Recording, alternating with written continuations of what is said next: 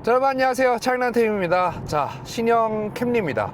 저는 솔직히 이 차에 대해서 기대를 하지는 않았어요. 그러니까 기대를 안 했다라는 게 이 차가 뭐 좋지 않을 것 같아가지고 제가 기대를 안 했다라는 게 아니고, 일본 차에서 나오는 이제 세대가 바뀌는 풀체인지 모델 같은 경우에 변화폭이 이 정도로 클지 저는 아예 예상 그리고 기대를 아예 안 했거든요. 그냥 인테리어나 외관 이 정도만 조금 바뀐 줄 알았어요. 근데 제가 어제 이 차를 가져오려고 키를 받아가지고 이 시트에 딱 앉는 순간부터 와, 차가 정말 많이 변했다. 그뿐만 아니고 이렇게 딱 차를 이렇게 주행을 하는데, 야, 이 주행감도 생각보다 엄청 많이 변해가지고 저 놀랐고, 거기에 더해가지고 뭐 이 차의 정말 핵심과 같은 도요타의 PSD 시스템의 로직도 좀 바뀐 게 느껴지고, 엔진도 좀 많이 바뀐 게 느껴져가지고, 이게 생각보다 엄청 많이 바뀌었다라고 체감이 돼가지고 약간 좀 놀랐습니다.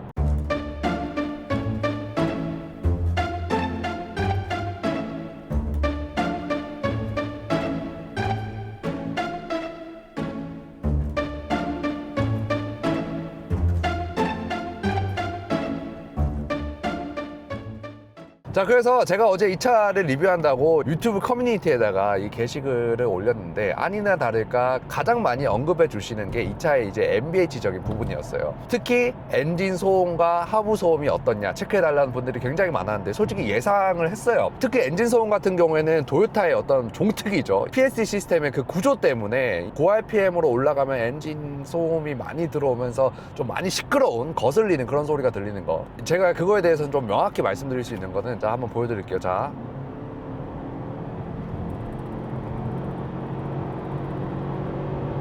이렇게 딱 가속을 했을 때, 야, 이거는 여전히 그래, 여전히 시끄러운 건 맞아요. 여전히 엔진 소음이 좀 거슬리고 하는 건 맞는데, 이거는 예전보다 이 엔진 소음이 정말 많이 이 정제가 되고, 특히 이 엔진의 이 거칠었던 소리가 정말 많이 줄었어요. 그래서 저는 이거를 솔직히 이 차에서만 지금 처음 느낀 게 아니고, 3개월 전에 그 UX300H가 새로 나왔는데, 그거를 리뷰할 때도 그 엔진 소음이 많이 줄었다라는 게 체감이 돼가지고 약간 놀랐는데, 저는 솔직히 그때는 왜 그런지 잘 몰랐어요. 왜냐면은 아무리 찾아봐도 그게 자료가 없는 거예요. 근데 솔직히 지금도 찾아봐도 자료가 없어요. 그래서 이 엔진음이 이렇게 바뀐 게 뭐 때문이다, 이 명확한 팩트를 제가 말씀드릴 수는 없는데, 제가 그래도 이때까지 뭐 쌓아온 지식이나 어떤 경험 이런 거에 빗대어서 정말 강력하게 가장 가능성 있는 추정을 좀 해드리자면, 일단 첫 번째로 단순하게 이 구동 모터 출력이 88kW에서 100kW로 늘었어요. 마력으로 따지면 한 16마력이 늘었거든요.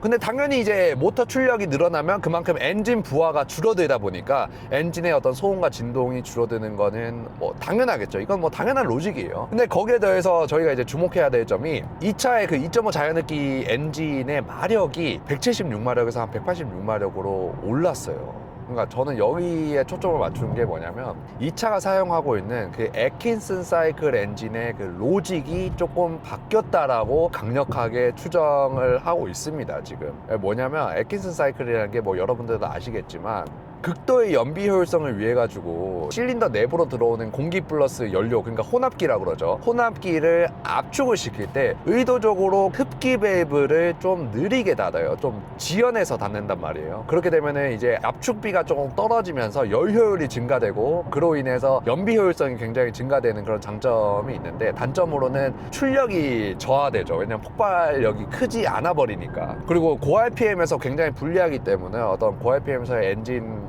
소음이나 진동 이런 것들이 굉장히 많이 발생을 하는 단점이 있는 엔진인데, 이 차로 들어와서는 그 흡기 밸브를 닫는 타이밍을 조금 더 빨리 가져가지 않았을까라고 강력하게 추정을 좀 해봅니다. 그로 인해서 출력도 당연히 높아질 수 있는 거고, 흡기 밸브를 조금 더 닫아버리면은 압축 행정을 조금 더 깔끔하게 이루어질 수 있다 보니까 고RPM 대응도 훨씬 더 쉬워질 거고, 그로 인해서 고RPM에서 엔진 회전 질감이 조금 좋아지지 않았을까라고 추정을 해봅니다. 근데 이게 진짜 이 정도면은 직분사 가솔린 엔진, 그래, 직분사 가솔린 엔진보다는 시끄러워요. 예전보다 진짜 많이 정숙해졌고. 근데 여러분들이 걱정하시는 이 하부 소음, 이 하부 소음은 여러분들 말씀대로 좀 많이 들리긴 해요. 지금 이게 제가 지금 아스팔트 도로를 가고 있는데도, 자, 이제 아스팔트 도로 지금 끝나고 이제 콘크리트 도로 시작돼요. 여기가 뭐 이렇게 요철이 많은 구간임을 감안을 해도 이게 많이 들어오네. 이 하부 소음이 좀 많이 들어오기는 해요. 이 하부 소음뿐만 아니고 이 바람을 가르는 이 풍절음도 지금 한 100km 정도 오거든요. 100km 정도로 달려도 이 풍절음이 꽤나 많이 들어옵니다. 그래서 이거는 좀 여러분들이 계속 신경을 쓰면은 좀 거슬릴 정도로 이 풍절음이나 노면 소음이 좀 많이 들어오기는 해요. 이런 거가 싫으면은 이제 렉서스 ES로 가야 되죠. ES는 절대 이런 급이 아니에요. 역시 프리미엄 브랜드답게 MBH적인 측면에서 대응이 굉장히 잘 되어 있는 모습을 볼 수가 있는데, 이런 부분에 있어서는 확실히 이제 대중 브랜드에서 오는 한계가 좀 명확히 드러나기는 합니다. 자, 그리고 이 차로 들어오면서 일어난 또 다른 엄청난 큰 변화. 저는 이걸 보고 도요타에서 이 정도 큰 변화를 만들었다라고 하면서 정말 많이 놀랐는데, 배터리 용량이 변화가 됐습니다. 근데 이게 배터리 용량이 더 많아진 게 아니고 오히려 더 줄었어요. 전작은 이제 1.6kWh였는데 이게 1kWh로 많이 줄었거든요. 와, 그래서 이게 뭐 결과가 좋고 나쁘고를 떠나서 도요타가 이 정도로 큰 변화를 만들어준다고? 라는 생각이 들어서 엄청 놀랐는데, 이게 배터리 용량만 줄인다고 해서 해결되는 문제가 아니거든요. 배터리 용량을 줄이면은 그에 딸려있는 전기 모터, 그리고 PSD 시스템, 구동 로직 이런 거를 다 변경을 해야 될 거 아니에요. 이게 변경을 안 하고 배터리 용량만 줄였다? 그렇지는 않겠죠, 당연히. 상식적으로 생각을 해봐도. 그래서 어제 그런 스펙을 알고 이 차를 받아가지고 이제 고속도로에 올라가기 전에 약간 좀 걱정을 많이 했어요. 왜 그러냐면 토요타 하이브리드 시스템이 PSD 시스템의 어떤 작동 로직 때문에 이 고속도로에서의 연비가 혼다 하이브리드 시스템보다 잘 나오는 편은 아니에요. 근데 거기다가 이제 배터리 용량도 줄였다라고 하니까 저는 이거 연비 별로 안 나올 것 같아가지고 약간 우려를 했죠. 그래서 이 차를 이제 어제 고속도로에 올려가지고 엔진 개입을 처음엔 뭐 최소화하면서 한번 주행을 해보고 싶어가지고 이렇게 좀 주행을 했단 말이에요. 근데 와, 아니다 다를까 연비가 막 15, 16, 막 많아봐야 17, 여기서 더 이상 안 올라가는 거예요. 와, 그래서 생각했죠. 야, 이거 문제다. 이거 배터리 용량 줄여가지고 이 연비도 안 나오는 거, 이거 도요타 이거 어떡하냐 라고 저는 걱정을 했죠. 그래서 약간 포기를 하고 그냥 뭐 아무 생각 없이 그 엔진 개입도 좀 많이 시키면서 이제 주행을 했는데, 그때부터 놀란 게 연비가 막 18, 19, 20 올라가면 순식간에 올라가면서 막 연비가 23, 24, 마지막에 25까지 올라가는 거예요. 야, 그래서 이게 뭐지? 라는 생각이 드는 거예요. 그래서 제가 깨달은 게, 이게 여기서 도요타가 이 배터리 용량이 줄어든 단점을 극복하기 위해 가지고 이 PSD 시스템을 약간 좀 바뀌었다라고 이 생각을 하는 게 뭐냐면, 이 PSD 시스템을 자세히 보시면은 엔진이 작동을 해야지만 발전 모터가 돌아가면서 이 배터리의 전력을 충전을 해주거든요. 그러니까 이 PSD 부품 중에서 플래너터리 기어가 엔진이 작동을 하면 이렇게 돌아가요. 그럼 여기 있는 이 썬 기어도 돌면서 이게 이제 배터리를 충전해주는 역할을 하는데, 이 플래너터리 기어와 썬 기어의 기어비가 원래 1대3이에요. 그러니까 엔진이 한 번 돌 때 썬 기어가 3번 돈다는 거죠. 그래서 엔진이 계속 작동을 하면서 썬 기어를 3배 빠른 속도로 돌리면서 충전을 시켜주는데, 지금 2차로 들어와서는 이 플래너터리 기어와 썬 기어의 기어비를 바꿔놨을 가능성이 굉장히 큽니다. 그러니까 한마디로 충전 효율을 더 증대시켰다는 거죠. 그러니까 제가 아까 말씀드린 게, 엔진을 돌려버리니까 그 발전기가 돌아가는데 그 발전기의 충전 효율이 늘어나다 보니까 배터리의 전력을 충전해주는 속도가 더 빨라진 거예요. 그러니까 배터리가 빨리 차게 되고, 그 배터리에서 나오는 그 모터가 또 엔진을 보조해주다 보니까 연비가 좋아지고, 그런 선순환이 계속 일어나다 보니까 이 엔진을 어느 정도는 계속 밟으면 밟을수록 충전 효율이 굉장히 좋아지면서 연비가 굉장히 좋아지는 거죠. 캠리 관심 있으신 분들은 도요타 분당 전시장으로 문의 주시면 되는데, 제가 여기를 추천드리는 이유는 전국 도요타 전시장 중에서 가장 규모가 큰 편에 속하고 사고차에 대한 픽업 딜리버리 서비스도 진행을 하고 있기 때문에 여러분들이 사고가 나도 정말 편히 차를 맡길 수 있고, 전국의 분당 전시장, 수원 전시장, 원주 전시장이 운영되기 때문에 관심 있으신 분들은 문의하셔가지고 제가 오늘 탄 이 차 한번 경험해 보시는 걸 추천드립니다. 그리고 제가 다음으로 말씀드린 거, 이 차의 주행감이에요. 이 차 주행감이 지금 한 110km 이 정도로 달리고 있는데, 주행감이 진짜 많이 변경이 됐어요. 이게 일단 직관적으로 느껴지는 거는 댐퍼가 많이 탄탄해졌어요. 어코드급까지 이 댐퍼 감쇄력이 좀 굉장히 탄탄해졌는데, 예전 모델 같은 경우에는 말씀드렸다시피 댐퍼가 너무 부드럽다 보니까 고속도로에서 뭐 지금은 없는데 약간 좀 범프 구간이 있잖아요. 약간 좀 차가 조금 뜨는 그런 구간을 만날 때 차가 약간 좀 출렁출렁 되거나 이래가지고 약간 고속주행 안정성이 크게 막 느껴지지는 않았어요. 뭐 물론 그런 것뿐만 아니고 댐퍼가 항상 이제 부드러워 버리면은 고속주행에서 느껴지는 이 느낌 자체가 아예 많이 좀 다르거든요. 근데 지금은 차가 진짜 이 정말 단단해졌다. 이게 도요타에서 세팅한 댐퍼가 맞나? 라는 생각이 들 정도로 정말 이 굉장히 탄탄해졌어요. 그리고 이 핸들링 느낌도 엄청 날카로워졌어요. 자, 와, 이게 그냥 지금 이런 식으로 해봐도 차가, 야, 이게 도요타가 맞나? 라는 생각이 들 정도로 스티어링 조향부를 굉장히 조여놨습니다. 자, 이 앞쪽이 들어가는 이 속도 자체가 전작이랑 좀 많이 체감이 되게 많이 달라졌어요. 근데 여전히 이제 좀 아쉬운 게 뭐냐면, 이게 보통 이렇게 주행감을 좀 좋게 세팅하면서 이 댐퍼를 좀 단단하게 하면은 야채의 어떤 강성이나 이런 부분들도 좀 챙겨줘야 되는데, 자, 지금 이런 식으로 하면은 여기서 이게 지금도 느낀 게 앞쪽은 굉장히 빨리 들어가요. 스티어링을 조향비를 굉장히 쪼여놓다 보니까. 근데 이제 뒤쪽이 따라오면서 느껴지는 이 깔끔함이 없다라고 그러죠. 롤링 발생할 때 이제 댐퍼가 눌리고 이제 펴지잖아요. 그 느낌 자체도 솔직히 깔끔하지가 않아요. 이거는 여기에 연결되어 있는 이 뒤쪽의 서스펜션들의 어떤 강성이나 뭐 서브프레임의 강성, 이런 부분들에 의해서 사실 결정이 되는데, 프리미엄 브랜드 같은 경우에는 그게 굉장히 깔끔해요. 정말. 근데 이 차 같은 경우에는 지금도 느끼지만 롤링을 제어하는 게 약간은 좀 아직은 부족하다라는 게 느껴집니다. 그래서 뭐 이거는 뭐 여전히 도요타가 풀어야 될 숙제고, 혼다 어코드랑 비교해서 이런 부분은 좀 아직은 약간 부족한 느낌이다 라는 생각이 듭니다. 그래서 지금 연비를 좀 확인을 했는데 20km 정도가 나오죠. 그리고 당연히 이 승차감에 대해서도 할 말이 많은데, 아까 말씀드렸다시피 댐퍼가 좀 탄탄해지다 보니까 지금 이런 뭐 요철이 많은 구간에 가면은 예전보다 이렇게 약간 요철을 약간 엇박자로 가면 있잖아요.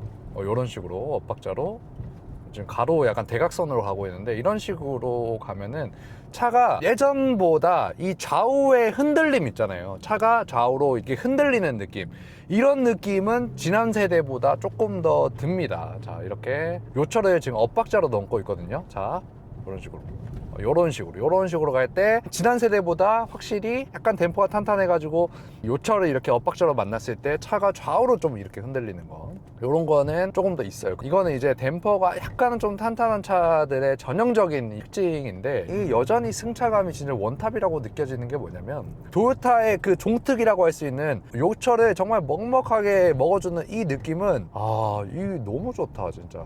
뭐 이거는 솔직히 제가 매번 영상에서 이 도요타 차들이나 렉서스 차들 탈 때 매번 영상에서 말씀드릴 정도로 정말 칭찬을 많이 했는데, 자, 근데 한 가지 좀 말씀드릴 게 뭐냐면, 이 시트의 착자감이 되게 탄탄해졌어요. 지금 딱 앉아보면은 이 엉덩이 부분 좌판이 조금 더 탄탄해지는 것 같기는 한데, 이 정도라면 어느 정도냐면은 혼다 어코드 있잖아요. 어코드 리뷰할 때 말씀드렸던 게 시트가 약간 좀 탄탄하다. 혼다 차들은 항상 그래요. 약간 시트가 탄탄한 느낌을 보여줬는데 그 정도 급으로 시트가 조금 탄탄해졌다라는 느껴져요. 그래서 원래 이제 도요타 렉서스 하면은 가장 큰 장점 중에 하나가 시트 착자감이 굉장히 이제 푹신하다라는 그런 장점이 있어가지고, 그런 푹신한 시트 착자감이 좋은 승차감의 한 30% 역할은 한다라고 보는데, 이제 그런 부분은 솔직히 좀 없어요. 자, 그래서 패밀리카에도 굉장히 중요한 덕목이죠. 2열로 왔는데, 항상 이 도요타 렉서스 차들을 보면은 2열 시트를 되게 넉넉하게 크게 만들어줘요. 이 좌판의 길이도 허벅지를 거의 100% 디탱할 수 있을 정도로 이 좌판의 길이를 되게 길게 만들어주는데, 이렇게 만들어주는 브랜드들이 사실 별로 없어요. 그래서 이런 부분들에 대해서 엄청 큰 장점이 있고, 그리고 시트 착자감이, 근데 2열은 약간 1열보다는 약간 푹신하네요. 이 엉덩이 부분이 약간 좀 푹신해서 이거는 또 뭐 나쁘진 않네요. 근데 확실히 지난 세대보다는 약간은 좀 탄탄해진 느낌이 있기는 합니다. 그래서 그리고 이게 도요타에서 돈을 좀 많이 썼다라고 생각이 드는 게, 이거 도요타에서 이 터치를, 이게 리클라이닝이 되네요. 이게 뭐 리클라이닝이 되네요. 이게 제가 이게 리클라이닝이 된다고? 대박이다. 제가 이 시트 포지션이 이게 제일 눕혀져 있는 각도였구나. 그래서 이게 엄청 편하다. 아, 이거 진짜 엄청 편하네요. 그리고 열선 시트 들어가 있고, 여기서 이렇게 3존으로 조절할 수 있는 거죠. 저기가 독립 2존, 그리고 여기가 이제 3존이죠. 여기서 나오는. 대박이다. 야, 이거 뭐, 이 도요타, 이 대중 브랜드의 차를 뭐 이렇게 좋게 만들었는지는 모르겠지만, 아, 뭐 좋게 만들어서 그 가격을 그만큼 많이 받으면, 그만큼 상품성이 있는 거니까 좋은 거죠. 야, 그래서 이렇게 터치로 만들어준 모습, 도요타도 변화를 하고 있다라는 모습이 보여서 되게 인상적이고, 여기 보면은 C타입 충전 케이블 2개 깔끔하게 들어가 있습니다. 그리고 공간성 자체도 너무 넉넉해가지고, 사실 뭐 이런 중형 세단급에서는 공간성이 정말 최상이 아닐까라는 생각이 듭니다. 그리고 제가 이 차가 이제 바뀌면서 인테리어가 정말 많이 바뀌었잖아요. 센터 디스플레이도 이제 12.3인치로 바뀌었는데, 사실 요즘 차 치고 12.3인치 디스플레이가 뭐 큰 변화는 아니죠. 예전 8인치 디스플레이보다 커진 거는 정말 괄목할 만한 성과고 다행이라고 생각이 되고, 근데 뭐 이제 요 기어봉 있잖아요. 이 기어봉은 여전히 이제 기계식을 넣어줬습니다. 솔직히 렉서스도 이제 다 전자식으로 바뀌었잖아요. 그래서 그냥 저 같으면 그냥 전자식 넣어줬을 것 같아요. 왜냐면 그게 더 싸게 먹힐 수도 있어요. 왜냐면은 전자식 기어 레버에 그 투잡이를 감가상각시키기 위해서는 더 많은 모델에 그걸 넣어주는 게 좋잖아요. 그래가지고 여기도 전자식을 넣어주면은 오히려 도요타 렉서스에 더 이득이 되지 않았을까라고 그냥 저는 이제 생각을 하는데, 이제 기계식 레버를 넣어준 게 참 어떻게 보면은 저는 도요타도 진짜 대단하다고 생각해요. 이런 고집을 좀 보고 있으면. 근데 뭐 이게 뭐 나쁘지는 않기 때문에 뭐 요 정도 그냥 헛웃음 치고 그냥 넘어가는 정도로만 하면 될 것 같고, 근데 뭐 요런 이 디지털 룸미러 있잖아요. 이거가 굉장히 좋아요. 뭐 좋은데 이게 어떨 때 유용하냐면, 진짜 이 대형 SUV 있잖아요.